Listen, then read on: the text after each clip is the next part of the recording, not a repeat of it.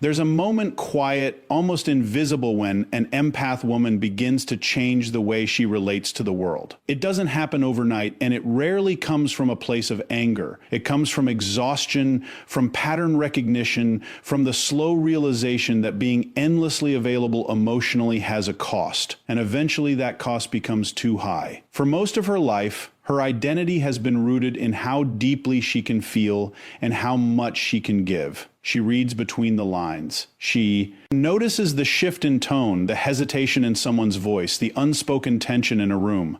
And because she can feel it, she believes almost instinctively that it's her responsibility to respond to it, to soothe it, to fix it. That's where the trap begins. Because over time, this constant outward focus creates an imbalance. She becomes hyper-aware of others but disconnected from herself. Her emotional energy is always flowing outward, rarely inward, and the people around her, whether intentionally or not, begin to rely on that. They expect her patience. They depend on her understanding. They assume her forgiveness is permanent, but awareness changes everything. At some point, she starts to notice a pattern. She sees that the same people who receive her empathy don't necessarily return it, that her kindness is often met with convenience, not respect, that her willingness to understand others is rarely matched by others trying to understand her. And once she sees that, clearly once she truly understands that, something shifts. This is where emotional sovereignty begins. It's important to understand she doesn't become cold. That's the misconception. People think when an empath stops caring, they've hardened. But what's actually happening is far more precise. She's becoming selective. She's learning the difference between compassion and self-abandonment. And that distinction is everything. Before, she would stay in conversations that drained her because she didn't want to hurt someone's feelings. Now she recognizes that constantly sacrificing her own well-being to preserve someone else's comfort is not kindness, it's a lack of boundaries. And boundaries are not barriers. They are clarity, so she begins to choose. She chooses when to engage and when to step back. She chooses which relationships deserve depth and which ones remain surface level. She stops offering explanations to people who have shown no capacity to understand. And most importantly, she stops volunteering her emotional energy to situations where it is neither valued nor reciprocated. This is not a reaction, it's a recalibration. There's a psychological shift that happens here that most people don't recognize. When someone has been consistently available, their absence creates a vacuum. The people around her begin to feel it immediately. The same empathy that was once taken for granted is now missing, and suddenly they're aware of how much they depended on it. But she doesn't respond the way she used to, because now her internal reference point has changed. She's no longer measuring her worth by how much she can give. She's measuring it by how well she can maintain alignment with herself. That's a completely different framework. And once that framework is in place, it's very difficult to go back. Philosophically, this is the transition from external validation to internal authority. She's no longer asking, how can I be what they need? She's asking, is this aligned with who I am? That question alone filters out a significant portion of what used to occupy her time and energy. And here's where it becomes powerful. Because when an empath woman operates from emotional sovereignty, her presence changes. It becomes grounded, intentional. There's no urgency to prove herself, no need to chase connection, no compulsion to fix what isn't hers to fix. She still feels deeply, but now that depth is directed with precision, not obligation. People often misinterpret this stage. They call it distance. They call it indifference, but it's neither. It's discipline. It's the result of someone who has studied their own patterns and decided to break them. And breaking that pattern requires something most people avoid: discomfort. It means disappointing people who were used to her constant availability. It means stepping back from dynamics that once defined her identity. It means tolerating the silence that follows when she no longer fills every emotional gap in a relationship. But that silence is necessary because it creates space, and in that space, she reconnects with herself. That's the part most people overlook. This isn't just about withdrawing from others. It's about returning to self. She begins to notice what she actually feels, separate from everyone else, what she actually wants, what she actually needs. And those answers are often very different from the role she's been playing for years. So when she stops carrying in the way she used to, it's not a loss, it's a refinement. It's the evolution of empathy from something reactive into something intentional. She hasn't lost her ability to care. She's just stopped giving it away indiscriminately. And once that shift is made, it doesn't reverse, because she has seen the difference between being needed and being respected, between being available and being valued. And once you understand that difference at a deep level, you don't negotiate with it anymore. You honor it. And that's the moment everything changes, when she realizes that protecting her energy isn't selfish, it's the standard. There's a noticeable shift that follows emotional sovereignty, and it often catches people off guard. Because when an empath woman begins to reclaim her energy, the first thing that changes isn't her presence, it's her communication. Or more accurately, the lack of it. She used to explain everything. Not just what she felt, but why she felt it. She would walk people through her intentions, her reasoning, her perspective carefully, patiently, because she believed that clarity could fix disconnection. That if she just found the right words, the right tone, the right moment, the other person would finally understand. And understanding in her mind would lead to resolution. But over time, she begins to recognize a hard truth. Not everyone misunderstands you by accident. Some people understand exactly what you're saying, they just benefit more from pretending they don't. That realization changes the entire strategy, because explanation requires two things: honesty from the speaker and openness from the listener. And when one of those is missing, the entire process becomes a loop. She explains, they deflect. She clarifies, they distort. She tries again, and nothing fundamentally changes. The conversation becomes less about resolution and more about emotional expenditure. And eventually, she sees it for what it is: an inefficient use of her energy. This is where silence begins to replace explanation. Now, silence is often misunderstood. People interpret it as avoidance or even passive aggression. But in this context, it's neither. It's a decision. A deliberate withdrawal from conversations that have proven to be unproductive. She's no longer engaging in dialogue where the outcome has already been demonstrated. That's a form of intelligence. Because once you identify a pattern, continuing to participate in it without change isn't compassionate. Compliance, and she's no longer willing to comply with dynamics that diminish her. So instead of explaining, she observes. She listens more than she speaks. She pays attention to actions rather than words. And when something doesn't align, when someone's behavior contradicts their claims, she doesn't rush in to correct it. She doesn't initiate another long conversation to reconcile the inconsistency. She simply notes it, adjusts her expectations, and moves accordingly. That restraint is powerful, because explanation used to be her way of maintaining connection. Silence becomes her way of maintaining clarity. And here's where the psychological shift becomes even more pronounced. When she stops explaining, she also stops seeking validation for her perspective. She no longer needs the other person to agree in order to feel secure in what she knows. That internal confidence removes the urgency from her communication. She's not trying to win the conversation anymore. She's trying to understand the reality of the situation and then act in alignment with that reality. For people who were used to her explaining, this change is disorienting. They may push for a reaction. They may try to provoke a response, because the absence of her usual engagement creates uncertainty. But she doesn't respond the way she used to, not because she has nothing to say,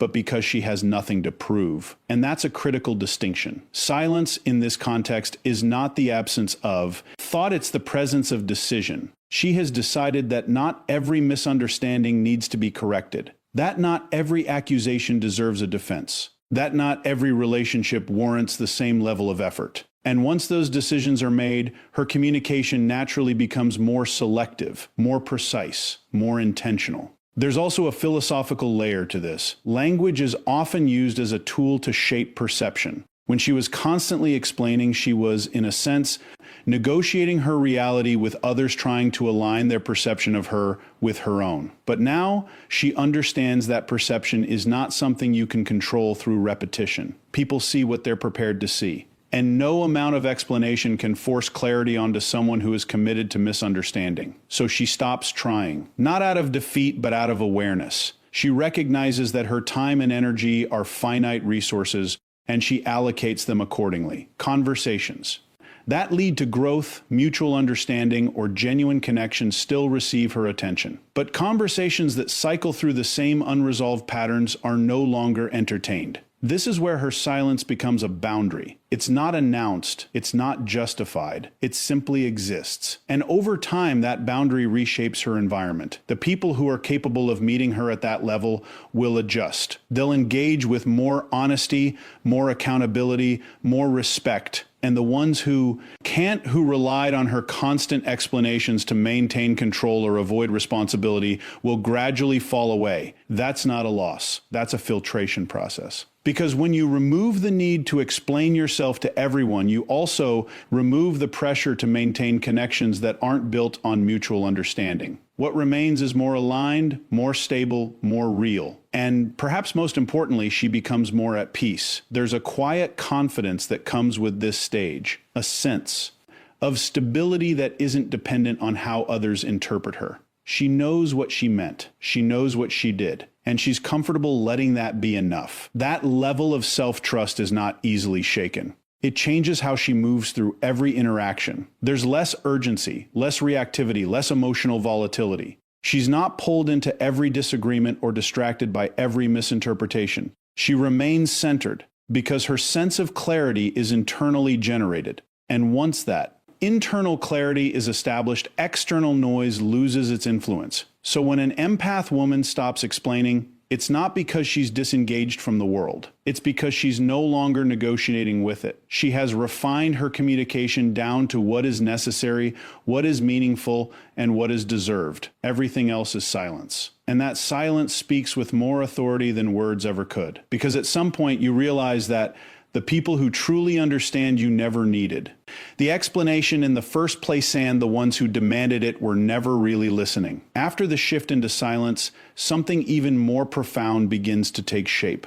It's less visible, less performative, but far more consequential. This is where detachment enters not as a defense mechanism, but as a form of clarity. Now, detachment is often misunderstood. People hear that word and immediately associate it with indifference, emotional shutdown, or a kind of cold withdrawal from life. But that's not what's happening here. What's happening is far more precise. She's not detaching from feeling, she's detaching from over-identifying with what she feels, and more importantly, from what other people feel asterisk. For most of her life, the boundary between her emotions and the emotions of others was blurred. She didn't just observe people's pain, she absorbed it. She didn't just notice tension, she carried it. And because of that, her reactions were often driven by a need to resolve discomfort.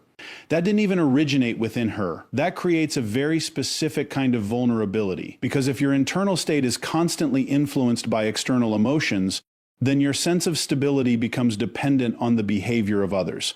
If they're calm, you're calm. If they're chaotic, you're pulled into that chaos. And over time, that dynamic becomes exhausting. Detachment disrupts that pattern. It introduces space between stimulus and response, between what she perceives and how she chooses to engage with it. And that space is where her power is restored. Instead of immediately reacting to someone's mood, she observes it. Instead of internalizing someone's frustration, she evaluates it. She begins to ask a different set of questions. Is this mine to carry? Is this something I can influence? Is this even aligned with my responsibility? And more often than not, the answer is no. That no is important because it allows her to remain present without becoming entangled. She can still care, she can still understand, but she no longer feels compelled to merge with what she's experiencing. There's a separation now, a healthy, intentional separation. Psychologically, this is the difference between empathy and enmeshment.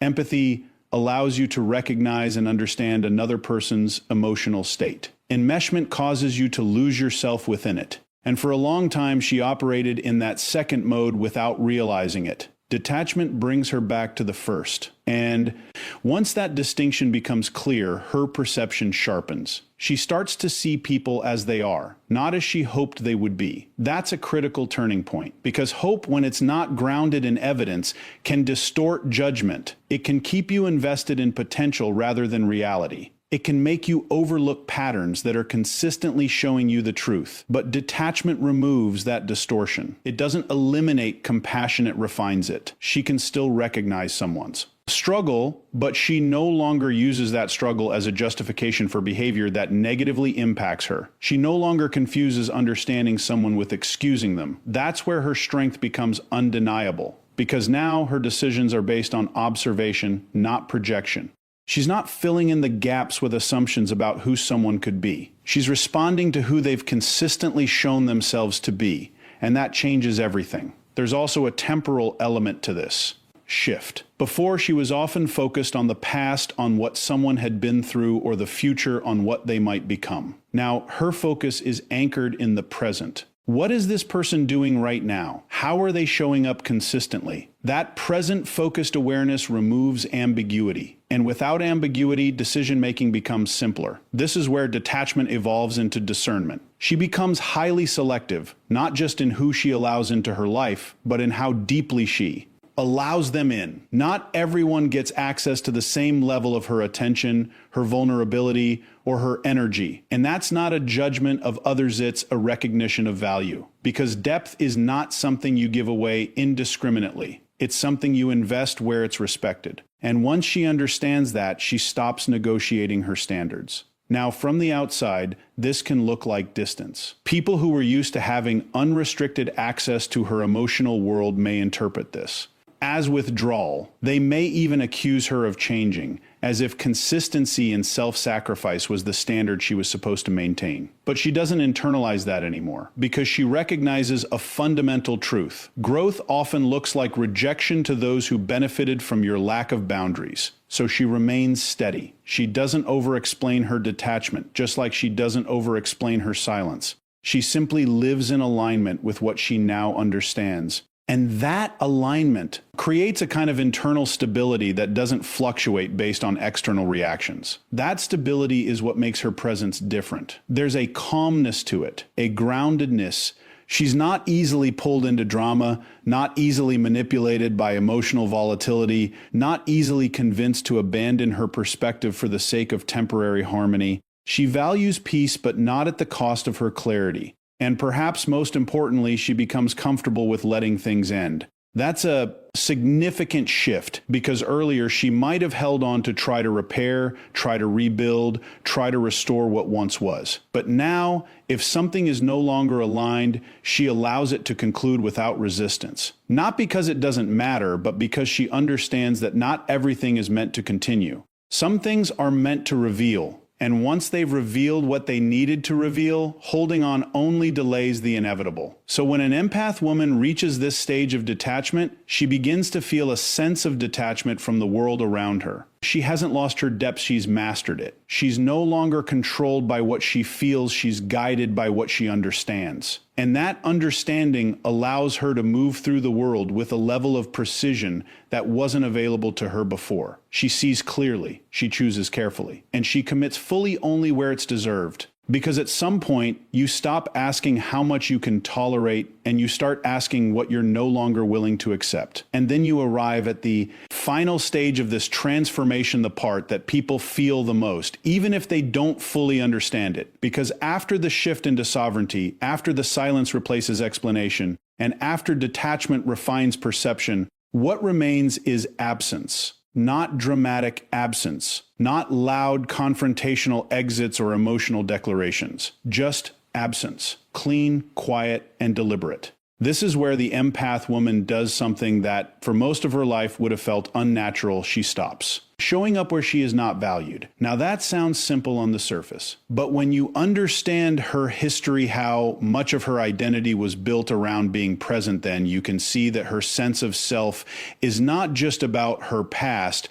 but about her present. Being reliable, being the one who stayed, you begin to realize how significant this shift actually is. Because before, her instinct was to remain, to endure discomfort, to give people time, second chances, third chances, sometimes unlimited chances. She believed in consistency and loyalty and the idea that if she just held the space long enough, things would improve. But absence requires a different kind of thinking. It requires her to accept that not all situations are meant to be repaired, that not all people are willing to grow, and more importantly, that her presence, no matter how supportive, how patient, how understanding, is not the variable that determines someone else's behavior. That realization is sobering, because it dismantles the belief that she can influence outcomes simply by caring more. It forces her to confront the limits of her role in other people's lives. And once she sees those limits clearly, continuing to overextend herself no longer feels like compassion, it feels like self-neglect. So she makes a decision, and it's not announced. There's no final conversation where she lays everything out, no detailed explanation of why she's stepping back. That phase has already passed. The silence and detachment have already done the work of revealing what needed to be seen.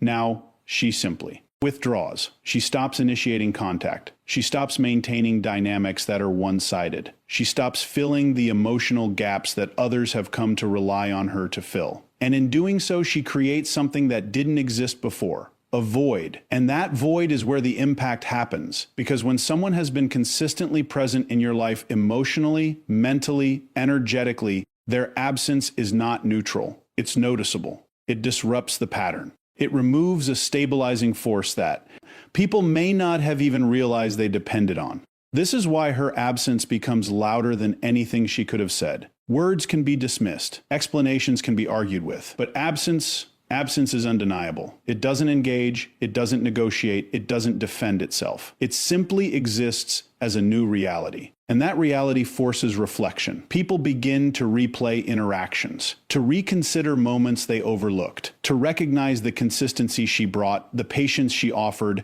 the understanding she extended often without acknowledgement. And in that recognition, there's usually a delayed appreciation. But here's the critical part. By the time that appreciation arrives, she has already moved on. Not in a reactive way, not out of spite or resentment, but because her internal process has already reached its conclusion. She didn't leave impulsively, she left after observation, after evaluation, after giving more than enough opportunity for alignment. So when she's gone, she's not halfway out, she's fully withdrawn. That finality is what makes it so impactful, because it contrasts sharply with who she used to be. The version of her that would have returned, reconsidered, re-engaged. That version operated on hope. This version operates on evidence, and evidence doesn't argue, it informs. There's also a deeper philosophical layer to this. Presence is often taken for granted because it's consistent. It becomes part of the environment, expected, assumed, almost. Invisible in its reliability. But when that presence is removed, it reveals its true value. Absence, in that sense, is a form of communication. It communicates boundaries without words. It communicates standards without explanation. It communicates a decision that has already been made internally without seeking external validation. And that kind of communication is difficult to ignore. Now, this doesn't mean her absence is intended to teach anyone a lesson. That's not the motivation. She's not withdrawing to provoke a reaction or to create a sense of loss. She's withdrawing because staying is no longer aligned with her understanding of herself. Any reaction that follows is simply a byproduct. And that distinction matters because it keeps her grounded. It prevents her from slipping back into old patterns of managing other people's perceptions or emotions. She's not responsible for how others process her absence. She's only responsible for maintaining her alignment. That's the standard. She operates by now, and once that standard is in place, it reshapes everything. Her relationships become more intentional. Her energy is invested where it's reciprocated. Her presence is no longer automatic, it's earned, sustained by mutual respect rather than expectation. There's a quiet strength in that, a kind of stability that doesn't need to be announced or defended. People can feel it, even if they can't articulate it. They recognize that access to her is no longer unconditional, and that recognition changes how they engage if they're capable of adjusting at all. And if they're not, the distance remains, not as punishment, but as alignment. Because at this stage, she understands something that took time to learn. You don't have to explain your absence to people who never questioned your presence. And once you understand that, you stop trying to make your exits comfortable for those who made your staying difficult. You simply leave and let the silence carry the message.